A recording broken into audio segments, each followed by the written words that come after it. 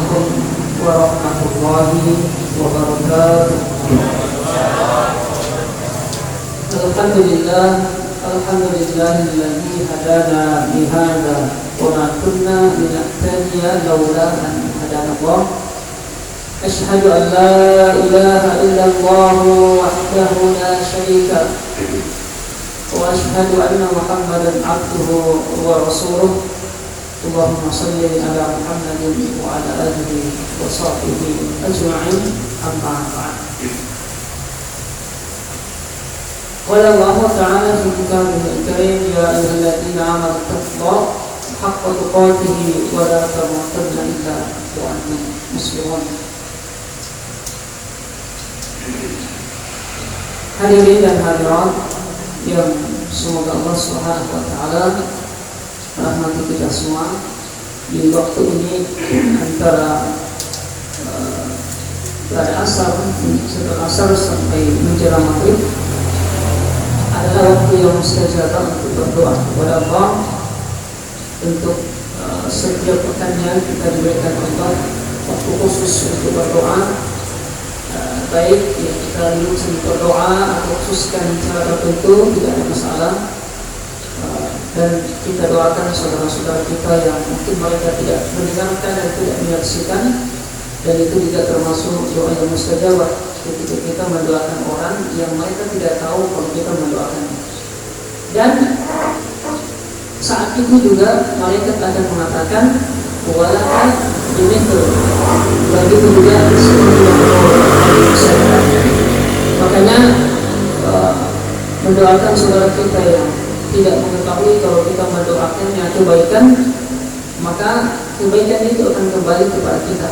Maka jangan pelit mendoakan saudara kita. Kemudian salawat dan salam kita sampaikan, kirimkan kepada Nabi Muhammad SAW, kepada beliau, sahabat-sahabat dan orang-orang yang senantiasa mengikuti beliau dengan baik dan benar. Bapak-bapak dan ibu yang dimuliakan Allah Subhanahu wa taala, insyaallah. Jadi sifat salat Nabi ini sebagaimana tadi disampaikan oleh moderator, bahwasanya ini merupakan ibadah yang sangat mulia, dan Nabi sallallahu alaihi wasallam langsung memerintahkan kepada kita untuk mengikutinya. Sallu kama ra'aitumuni usolli, sholat kalian sebagaimana kalian melihat aku sholat. Jadi di situ kata perintah. Sementara perintah dalam usul fikih dijelaskan oleh para ulama, hukum asalnya itu adalah wajib. Jadi di samping melaksanakan sholat itu wajib, maka melaksanakan sholat sesuai dengan perintah Nabi itu juga wajib. Jadi ini perlu kita perhatikan. Dan pekan lalu kita sudah sebutkan tentang ancaman orang-orang yang melalaikan sholat atau orang-orang yang celaka, termasuk dalamnya adalah mereka sholat tetapi lalai dari waktu atau tata cara yang diajarkan oleh Nabi kita Muhammad Sallallahu Alaihi Wasallam. Untuk sifat sholat Nabi ini, jadi sudah banyak bisa kita lihat, tapi insya Allah kita akan sebutkan sedikit demi sedikit. Hukum sholat waktu itu sendiri sudah jelas, itu fardhu ain bagi laki-laki dan perempuan yang sudah balik. Dan anak yang berumur 7 tahun sudah diajarkan sholat. Kalau 10 tahun belum juga sholat, maka boleh diberikan pendidikan lewat pukulan-pukulan yang kecil. Mula-mula lebih sholat yang sab'in sab'an isnin, perintahkanlah anakmu sholat ketika dia berumur 7 tahun. Kalau dia sudah 10 tahun dan dia tidak mau, maka wajibuhunna alaiha, pukullah mereka itu kalau sudah 10 tahun belum juga sholat. Ini sebenarnya secara hukum belum wajib, tapi proses ini sudah diperintahkan untuk diajarkan, dan bahkan sekali-kali kita lihat pukulan sini bukan pukulan yang menyakitkan, tapi yang bisa mendidik mereka. Nah tentu orang-orang yang tidak sholat terlagi mungkin dipukul. Dan Nabi SAW dalam sholat jamaah beliau sangat mengancam yang tidak ikut sholat jamaah di masjid laki-laki yang tidak punya udzur, itu Nabi mau membakar rumah-rumah mereka. Ini bentuk ancaman. Insya Allah sebelum kita masuk, maka dalam ibadah sholat itu ada rangkaian ibadah dari awal sampai akhir. Bahkan sebelumnya itu kita juga harus mengenal tentang hukum-hukum yang berkaitan dengan rangkaian ibadah sholat itu sendiri. Melaksanakan sholat itu punya wajib, ada juga yang sunnah. Tapi dalam sholat itu, dalam pelaksanaannya ada bagian-bagian yang perlu kita tahu. Ada yang rukun, ada yang wajib, ada yang sunnah, ada yang makruh, bahkan ada yang membatalkan ibadah sholat itu sendiri. Nah, makanya penting ilmu, dan beberapa lalu kita sudah sampaikan oleh pimpinan kita bahwasanya siapa yang mengharapkan dunia maka perlu ilmu, dan juga akhir maka perlu ilmu. Memang ilmu ini sangat dibutuhkan, apalagi untuk urusan ibadah kepada Allah Subhanahu wa Ta'ala. Ada namanya syarat sahnya sholat. Syarat ini dalam usul fikih disebutkan sesuatu yang harus ada dalam ibadah itu. Kalau dia tidak ada, maka tidak ada yang dipersyaratkan. Tetapi tidak selamanya syarat itu ada yang dipersyaratkan. Contohnya begini, wudu atau dalam keadaan suci itu adalah syarat sahnya sholat. Kalau orang tidak bersuci dahulu, tidak wudu, atau mungkin janabah bagi hadis besar, maka tidak akan sah sholatnya ketika sholat dalam keadaan tidak suci, baik dari hadis yang besar maupun hadis yang kecil. Maka ketika kita sholat harus dahulukan diri. Tetapi tidak selamanya orang yang berwudu atau orang yang mandi janabah itu harus sholat. Tidak selamanya kan, orang kita wudu, tidak selamanya kita mau sholat. Tapi kalau kita mau sholat harus berwudu, itu namanya syarat. Kalau dia tidak ada, maka tidak ada yang dipersyaratkan. Tapi kalau dia ada, tidak mesti ada yang dipersyaratkan. Ingat ya? Ya, jadi itu. Jadi contohnya supaya paham tentang wudu. Wudu itu syarat sahnya sholat harus ada ketika mau sholat. Tapi kalau wudu ada, belum tentu orang mau sholat. Tapi kalau tidak ada wudu, pasti tidak ada sholat. Nah, syarat sahnya sholat itu pertama tentu dalam keadaan suci dari hadas dan najis. Kemudian hadas besar dan kecil dan najis. Kemudian masuk waktu.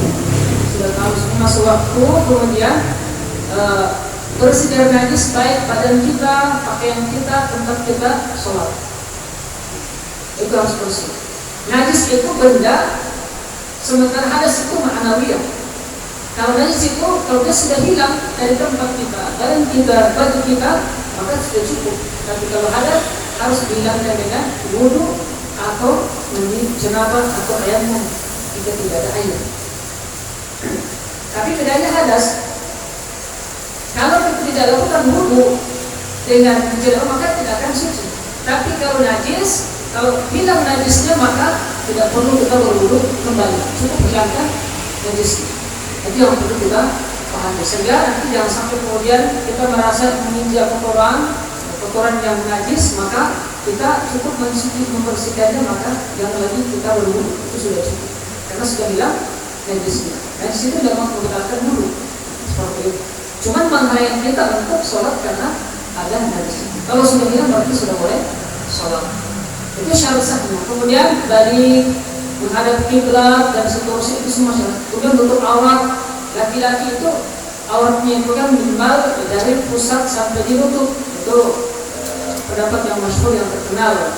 Kalau wanita semuanya kecuali muka dan sebelum telapak tangan itu ketika dia sholat. Adapun selain itu maka tidak boleh. Jadi wanita hati-hati, kakinya bisa kelihatan ketika sholat itu tidak sah sholatnya. Kalau kelihatan kakinya, atau mungkin menggunakan pakaian yang transparan. Maaf, biasanya begitu perempuan datang ke mushola, ke masjid dalam keadaan mungkin tidak bawa mukena atau mungkin tidak berjilbab lah, memakai pakaian yang nampak auratnya. Pas pakai mukena yang transparan itu tidak sah sholatnya karena kelihatan auratnya. Kita bisa begitu orang. Alhamdulillah kalau dia sholat tetapi kadang tidak perhatikan masalah ini. Termasuk juga laki-laki yang menggunakan celana jeans yang bisa kelihatan itu bagian belakangnya kan. Nah, ini dia pas dia rukuk atau sujud tersingkap ini kelihatan, maka sedikit menggunakan itu. Nah, itu bagian daripada aurat. Kalau kita paham maksudnya aurat itu dari batas pusar sampai ke lutut, atau menggunakan celana yang robek, yang paes kan, yang robek dan sebagainya. Karena juga senior orang kaya pakai celana begitu, tidak tahu menurutnya itu bagaimana. Jelas jangan sampai kemudian tersingkap aurat di bagian lutut di atas. Kemudian ada yang namanya rukun sholat. Rukun ini, kalau tadi syarat sah sholat itu kalau tidak ada yang sah sholat. Kalau rukun, ini rukun mirip-mirip dengan syarat sahnya sholat. Tetapi rukun ini dia tidak membatalkan semuanya sholat itu tergantung. Contoh misalnya ucapan takbiratul ihram Allahu Akbar, ucapannya bukan angkat tangan. Ucapan Allahu Akbar itu hukumnya rukun, artinya kalau ditinggalkan maka tidak sah. Baik ketika kita awal bersama imam atau kita masbuk, kan ada seorang masbuk itu langsung, maka dahulu kena takbiratul ihram baru mengikuti imam. Jangan langsung sujud, tidak takbiratul ihram, tetap dimulai dengan takbiratul ihram. Allahu Akbar baru kita sujudkah atau rukuk tergantung kondisi imam. Ini rukun. Rukun. Kalau rukun ditinggalkan dengan sengaja dan tidak sengaja, maka batallah sholat itu atau batallah rakaat di mana rukun ditinggalkan. Contoh misalnya, rakaat pertama dia lupa ruku. Misalkan asik menjelang, begitu dia baca ayat langsung dia sujud, lupa dia rukunya di rakaat yang pertama. Dan tidak ingat ketika dia sudah bangkit rakaat yang kedua, maka rakaat yang pertama itu jangan batal, tidak dihitung, tetap lanjut sholatnya. Itu rukun yang berkaitan dengan masalah rukun. Jadi harus diulangi atau membatalkan rakaat di mana meninggalkan rukunnya. Dan nanti sebelum salam atau mungkin setelah salam tergantung meninggalkan dia ganti dengan sujud sahwi. Sujud sahwi itu rukun. Jadi harus diulangi. Kalau tidak diulangi maka batallah sholatnya atau batallah rakaat yang di dalamnya ditinggalkan rukun itu dan diganti dengan sujud sahwi. Adapun yang wajib dalam sholat sama juga, jika ditinggalkan dengan sengaja maka batallah rakaat di mana kita meninggalkan wajib itu.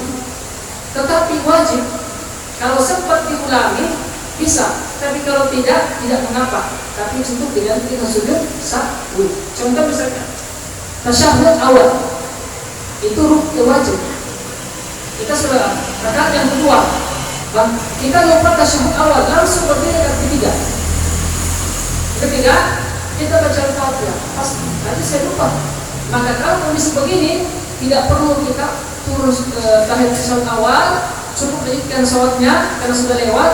Maka nanti sebelum salam ganti dengan sujud sahwi. Kalau masih sempat kita lakukan, misalnya kata ulama, kalau dia berdiri belum sempat baca Al-Fatihah dan dia ingat kalau belum sempat tasyahud awal, maka duduk kembali untuk tasyahud awal. Tapi kalau sudah baca Al-Fatihah, maka teruskan Al-Fatihahnya, tidak usah ulangi tasyahud awal. Itu kalau kita sholat sendiri. Kalau ada orang mengingatkan, ya berarti kita ingat. Subhanallah, oh lupa. Misalnya begitu. Itu namanya wajib. Jadi kalau sempat diulangi, kalau tidak cukup diganti dengan sujud sahwi. Tidak membatalkan rukun yang ditinggalkan wajib jika tidak sengaja. Kalau sengaja tidak kerjakan itu wajib, maka itu bisa batal rakaat yang ditinggalkan wajib dia di situ. Kemudian ada sunnah. Sunnah itu adalah jika dikerjakan dapatkan pahala yang sempurna, ditinggalkan tidak berdosa, hanya mengurangi kesempurnaan pahala. Contoh misalnya membaca ta'awudz, membaca basmalah, membaca surah atau ayat dalam Al-Quran. Mengangkat tangan ketika takbiratul ihram sunnah semua itu. Meletakkan tangan itu sunnah semuanya. Misalnya ada orang takbiratul ihram tidak angkat tangan, Allahu Akbar langsung di sini, secara hukum sah atau tidak? Sah atau tidak? Sah kan? Makanya perlu pahami mana wajib, mana rukun, mana sunnah. Secara hukum sah, tetapi tentu berkurang pahalanya. Kenapa? Karena Nabi tidak contohkan yang seperti itu. Ini kita bicara masalah fikihnya. Ini penting supaya jangan sampai Nabi mengatakan bahwa ini tidak sah kalau tidak angkat tangan. Sekarang ulama jelaskan bahwasanya mana yang wajib, mana yang sunnah. Dan ulama membagi seperti ini tentang mana wajib, mana sunnah. Itu sebenarnya mereka melakukan pengkajian yang mendalam sehingga mereka jelaskan yang seperti itu. Seperti itu. Kemudian ada yang makruh. Makruh itu jika dikerjakan dengan sengaja, maka itu akan mengurangi nilai pahala kita. Dan sebenarnya tidak akan makruh. Contoh misalnya kita sujud dengan meletakkan lengan kita di atas lantai begini, seperti anjing kan, gini. Nah, itu banyak makruh seperti itu. Atau kita datang sholat dengan masih aroma mulut, ya bau, mengganggu orang lain. Itu makruh dengan para ulama. Bahkan ada yang mengatakan layak berendam al-masjid, jangan mendekati masjid. Jadi yang merasa mungkin ini maka kalau cuci baik, mulutnya dan sebagainya baru kita datang karena akan mengganggu. Dan malaikat tidak akan datang mendekati kita kalau aromanya tidak sedap. Ya, semuanya baik dari mulut, pokoknya kalau yang menggunakan kaos kaki yang kemudian muncul aromanya, dia yang khusyuk, tapi orang tidak khusyuk, maka dia berdosa kalau sengaja begitu. Iya kan dia khusyuk, nah, tapi kebanyakan tidak khusyuk. Maka Islam mengajarkan kita bukan cuma egois ibadah, tapi juga perhatikan orang lain. Kemudian pembatal sholat banyak, ya, pokoknya batal wudhunya, kemudian sengaja berbicara atau makan dan seterusnya, atau melakukan gerakan-gerakan yang tidak dikaitannya dengan sholat itu bisa batal semua sholatnya dan seterusnya. Sekarang kita ingin langsung praktek dan bisa dijelaskan sedikit tata cara sholat Nabi yang, dan ini saya sampaikan masalah fikih ini namanya fikih tidak lepas daripada ikhtilaf di dalam para ulama. Makanya Syalbani dalam bukunya Kitab Sholat Nabi itu mengatakan, beliau mengungkapkan 4 pendapat perkataan Imam Abu Hanifah, Imam Malik, Imam Syafi'i dan Imam Ahmad tentang guru murid ini yang kadang terjadi perbedaan pendapat. Tapi semuanya sepakat bahwasanya idza shahhal haditsu fa huwa hadits. Kalau hadisnya sahih, kata Imam Malik, Abu Hanifah, Imam Syafi'i dan Imam Ahmad, kalau hadisnya sahih itu adalah mazhab saya. Ini Abu Hanifah, Imam Ahmad, Imam Syafi'i itu tidak tahu kalau ada mazhab Hanafi, tidak tahu mereka. Yang muncul itu ketika orang-orang baca bukunya, baru kemudian muncullah istilah mazhab yang seperti itu. Tapi Imam Syafi'i sendiri tidak tahu kalau namanya mazhab Syafi'i. Tapi mereka mengatakan kalau hadisnya sahih, maka itulah mazhab saya. Ini nanti kalau kita baca bukunya para ulama, ada yang hadisnya lemah atau pendapatnya itu lemah, maka jangan fanatik kepada pendapat. Kata Abu Hanifah, tidak halal bagi orang mengambil pendapat kami, dia tidak tahu apa dasar kami mengambil pendapat ini. Makanya boleh silakan ustaz berbicara, silakan orang berbicara masalah sholat, tapi harus jelas dasarnya dari mana. Karena tidak boleh kita menukil perkataan dari para ulama tersebut atau dari Nabi jika tidak punya dasar tentang hal-hal tersebut. Nanti ketika saya jelaskan, insya Allah saya akan simpulkan. Jika ada perbedaan, saya akan sebutkan perbedaannya, mana yang tidak boleh, mana yang boleh, dan mana yang betul-betul kita harus tinggalkan, dan mana yang harus kita berlaku-laku dengan masalah-masalah yang seperti ini. Baik, saya mau contohkan di sini. Ya, bisa berdiri. Ya, sini, pahala banyak di sini. Nanti dapat 12 menit. Bismillah. Gitu. Ya. Jadi laki-laki dan perempuan sama bedanya, sholat tidak ada bedanya. Hanya saja ulama ada yang mengatakan untuk sujudnya perempuan jangan terlalu diangkat. Tapi kata Syalbani tidak ada perbedaan laki-laki dengan perempuan. Mereka mengatakan sallu kama ra'aytumuni usalli. Seperti itu. Pertama, cara berdirinya. Cara berdiri jadi seperti ini. Kaki dengan bahu itu sejajar, tidak juga terlalu masuk. Coba masuk sekali lagi ya. Masuk keluar. Masuk lagi. Coba masuk lagi terus. Masuk lagi terus. Nah, itu nggak boleh juga begitu. Kemudian jangan terlalu keluar. Coba jangan terlalu keluar. Nah, ini kan begitu. Merapatkan shot ini tidak rapat sebenarnya. Seperti itu. Jadi kalau ada yang merapat, jangan kakinya sebiasa tapi angkat dia sedikit supaya lengket. Ini secara hukum tidak batal pesawatnya, cuman dari sisi kesehatan kurang bagus sekali. Coba masyarakat sebenarnya lurus dari bahu sampai bawah, bukan dari sini tegang. Nah, jadi ini cara sholat, cara berdiri. Karena kalau diri yang seperti ini itu bisa kuat tahan lama. Makanya militer itu tahan begini. Ketika posisi, ketika tangannya terlalu lebar keluar, itu tidak bisa menahan pinggang ini. Kalau terlalu masuk, maka tidak akan bisa seimbang juga dalam ilmu struktur tulang. Kemudian menghadap kiblat dan dada dalam keadaan ditegakkan dadanya. Jadi kayak orang militer seperti itu. Usahakan ini bisa sehat insya Allah. Jadi jangan juga kayak gini atau terlalu seperti itu. Jadi ada itu dibutuhkan. Posisi tulang belakang yang normal itu begini. Bukan juga begini sekali, bukan juga belakang. Jadi harus tidak juga begini. Kecuali kalau sakit, tidak juga seperti ini. Kecuali seperti itu yang agak sedikit maaf yang sedikit besar turunnya. Karena bisa kalau begini, maka inilah. Jadi tarik ke depan, tarik ke belakang sampai seimbang. Itu kalau besar turunnya. Yang cenderung kurus, atau begini baru. Bukan karena sengaja, bukan karena ini tipis, maka dia akan tertarik ke bawah. Yang bagus adalah langsung. Itu dia. Begini, kemudian niat itu dalam hati. Niat dalam hati. Pokoknya niatnya wajib sunnah. Sekarang coba angkat tangannya. Takbir ihram ucapan Allahu Akbar. Allahu Akbar bisa bersamaan dengan angkat tangan. Allahu Akbar itu bersamaan. Nah, bisa atau angkat tangan dahulu baru takbir. Nah, atau takbir baru angkat tangan. Nah, itu boleh. Cuman sekarang ingat angkat tangan tadi hukumnya apa? Ucapan takbir rukun. Rukun ya, ingat di rukunnya. Supaya boleh kita hafal. Tangan, telapak tangannya itu menghadap kiblat. Tidak juga jari terbuka begini dan juga sampai seperti ini. Jadi biasa. Menghadap kiblat, kemudian ujung jari hanya dua modelnya, sejajar dengan bahu atau dengan daun telinga yang bagian bawah. Coba, mari kita memilih. Mari kita lihat. Ya, jadi daun telinga bawah dengan bahu. Nah, sejajar itu hukumnya sunnah. Misalnya orang angkat tangan, Allah. Atau angkat tangan, Allah.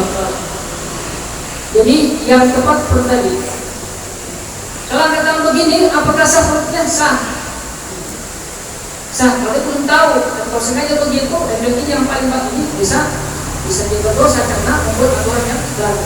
Itu yang paling penting. Kalau kiblat angkat tangannya sejajar dengan bahu atau kemudian bersedekap. Bersedekap itu letaknya di dada. Dada itu di sini. Dada, ya. Bukan juga di sini kayak orang kepinginan. Sebagian mengatakan boleh di bawah perut, ada khilaf boleh. Malikia di sini perut. Yang tidak ada itu yang samping begini, dada begini ya. Yang cuma sejarah dan sebagainya. Jadi entah di perut atau dia atas dada. Tapi dalam ilmu kesehatan, kalau tangan di dada itu begini, itu lebih enak karena tangan tertahan di sini dan ini pundak tidak akan terbalik turun. Letakkan di sini, itu akan tidak aman. Tidak terbalik. Tapi kalau ke bawah sekali begini, ke bawah, ini akan tertarik pundaknya. Waktu yang lama coba capek. Coba begini Pak. Akan tertarik ke bawah ini. Sisi kesehatan. Tapi kalau di sini enak, dia berapa lama? Karena ini enggak dia stabil normal. Di atas juga di sini ini bahaya karena ketik punggungnya naik, lehernya turun, itu membahayakan kesehatan. Kalau begini, contoh begini, datang lama itu begini, ke bawah sekali enggak tertarik, maka ini yang paling pertengahan. Bayangkan Utsman bin Affan sholat 1 rakaat 30 juz, itu bisa tahan. Itu bisa tahan. Itu pun juga pendek sudah tidak. Kemudian cara meletakkan tangan dan tangan kiri kanan di atas punggung telapak tangan pertama, di atas punggungnya. Punggung. Yang kedua di atas pergelangan. Yang ketiga di atas lengan sini, punggungnya.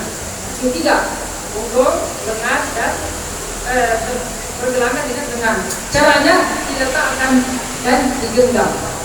Letakkan atau digenggam. Siapa yang mengatakan kalau diletakkan begini, kalau genggam ya begini. Bisa di sini, di sini, di sini.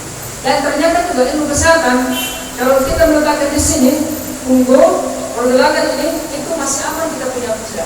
Coba berlewat sampai di sini, tidak bisa. Atau di ujung jari begini, tidak bisa. Dia akan semakin terbuka. Itu kesehatan tidak bisa. Ini yang paling pas ini. Di sini itu masih normal. Kapan terlalu masuk begini, dada akan sakit, jantung tidak bisa dengan baik. Kalau kencang juga begini keluar, itu juga berat. Ini yang paling hukumnya lagi ini sunnah. Jadi kalau ada orang yang dapat misal begini, Allahu Akbar langsung terus kakinya begini, itu malikiyah boleh. Kalau kita nasucikan, yang pada kesana macam-macam masalah di sana. Jadi walaupun juga orang Syiah begitu, tapi malikiyah mengatakan tidak sedekap begini. Dia langsung begini. Hukumnya sunnah. Kemudian setelah itu membaca ta'awudz, a'udzu billahi membaca dua iftitah. Ini banyak bentuknya kan, Allahu Akbar, kemudian subhanallah, kemudian Allahu Akbar, ada beberapa bentuk itu bisa kita baca. Kita bisa belajar yang pendek-pendek. Subhanallah, wa ta'ala jaddu, wa la ilaha illallah, itu paling pendek. Bisa Allahu Akbar dan seterusnya. Silakan pilih. Cuman kalau kita merasa terlambat bergabung, imam mau rukuk, nggak usah baca kita langsung Al-Fatihah karena kita itu kan sunnah, wajib kalau Al-Fatihahnya. Ini saya kondisikan. Yang sampai kita baca kita sudah merukuk, imamnya dipaksakan terus. Itu tidak boleh, karena mendahulukan yang sunnah sementara yang wajib harus dahulukan. Itu penting.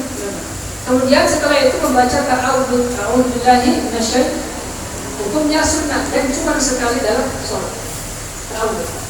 Setelah itu membaca basmalah, hukumnya juga sunnah. Nah, boleh dikeraskan, boleh juga tidak. Kata Abu Hurairah, dia katakan akhirnya Rasulullah membaca basmalah itu dikeraskan. Maka madhab yang pertama mengatakan membaca basmalah dijaharkan itu sekali-kali dijaharkan, tapi Nabi lebih banyak mensirrikan. Kebanyakan Nabi tidak baca dengan jahar, tetapi dia sekali-kali dengan menjaharkan. Itu yang paling bagus pertengahan. Jadi boleh, bukan berarti tidak baca sir, hanya tidak kedengaran orang lain.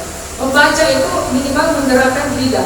Kalau membaca tapi lidah kita hanya dalam hati, itu bukan membaca yang khayal. Harus digerakkan ini, seperti itu, atau digerakkan.